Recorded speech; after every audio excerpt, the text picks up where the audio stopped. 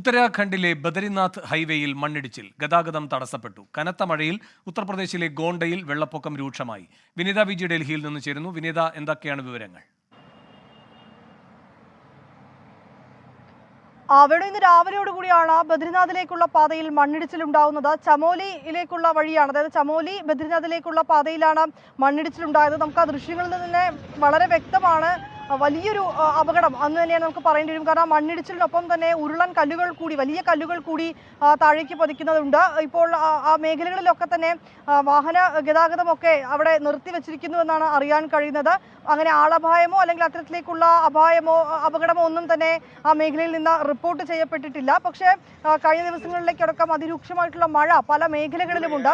നേരത്തെ സൂചിപ്പിച്ചതുപോലെ തന്നെ ഉത്തർപ്രദേശിൽ ഇപ്പോഴും മഴ ശക്തമായി തന്നെ പെയ്യുകയാണെന്നാണ് അറിയാൻ കഴിയുന്നത്. വിവിധ ഗ്രാമങ്ങളിലേക്കടക്കം വെള്ളപ്പൊക്കം അതിരൂക്ഷമാണ്. ഗോണ്ടയിൽ നിരവധി വീടുകളിലേക്കും ഒപ്പം തന്നെ താഴ്ന്ന മേഖലകളിലേക്കൊക്കെ തന്നെ വെള്ളം കയറിയിട്ടുണ്ട്. ഇതിനായി സുരക്ഷാ മറ്റുമായി NDRF സംഘത്തെ ഉൾപ്പെടെ ആ മേഖലകളിലേക്ക് എത്തിച്ചിട്ടുണ്ട്. ഈ താഴ്ന്ന മേഖലകളിലേക്കും ഒപ്പം തന്നെ ഈ നദിക്കൊക്കെ സമീപം താമസിക്കുന്ന ആളുകളൊക്കെ ജാഗ്രത പാലിക്കണം എന്നുള്ളത് തന്നെയാണ് നിർദ്ദേശം. മഴ ഇങ്ങനെ കനക്കുന്ന സാഹചര്യത്തിൽ പല നദികളുടെയും നില, അത് അപകട നിലയ്ക്ക് മുകളിലേക്ക് ജലനിരപ്പ് ഉയരാനുള്ളൊരു സാധ്യത കൂടി ഉണ്ടെന്നാണ് അറിയാൻ കഴിയുന്നത്. ശരി, വിനീത വിജയാണ് ഡൽഹിയിൽ നിന്ന് വിവരങ്ങൾ നൽകിയത്.